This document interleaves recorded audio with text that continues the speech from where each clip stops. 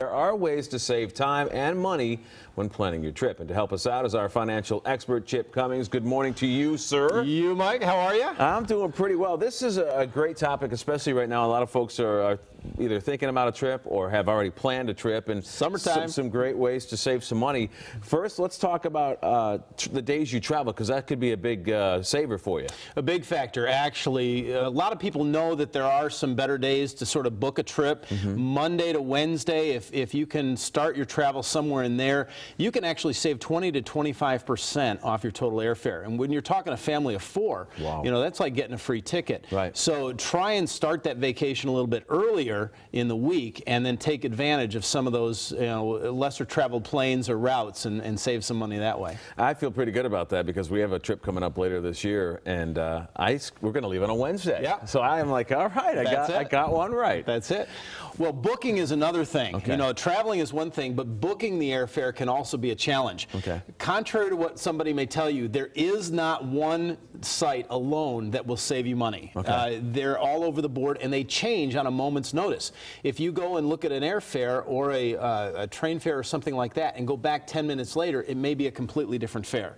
So the trick is book early in the week. A Monday or Tuesday typically has the best rates. Okay. And then search around the different sites. Then go to the main site like Delta.com or AmericanAirlines.com and find the flight fare there, because they'll typically beat it by a few dollars from what you just found on the discount site. Oh, see, I didn't know that. Yeah. That's pretty good.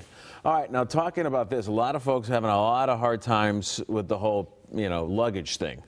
Here's a way to get around it. Nickel and diming to death is what people are calling it. You know, $100 here for your bag and another $25 here for a carry-on.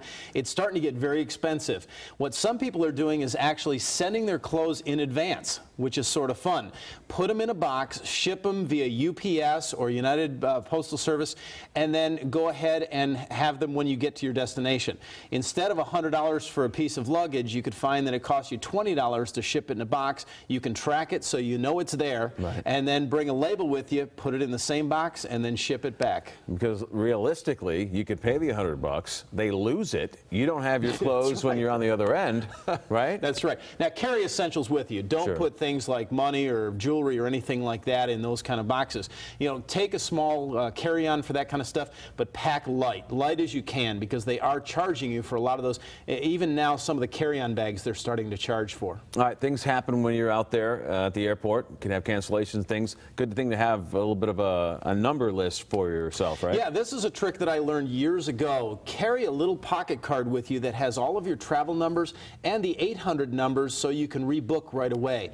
If a flight gets canceled, you don't want to go over to the customer service desk, because there's typically only a few seats left that you can grab. Right. If you get onto one of the frequent flyer 800 numbers and then call it in, chances are you're going to be able to get some of those seats before anyone else does. All right, and we're running out of time, but when you get to where you're going, your destination, there's a few things about checking in. Yes, definitely. Ask for an upgrade.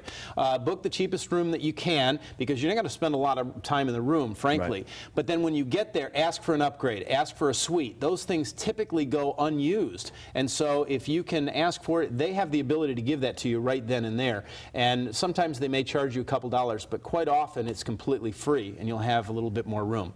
Try and find a place that also has free breakfast for the kids. That's a big money saver right there. Yes, it is. All right, Chip, good stuff as always. I appreciate it. Good to see you. Good to see you. All righty.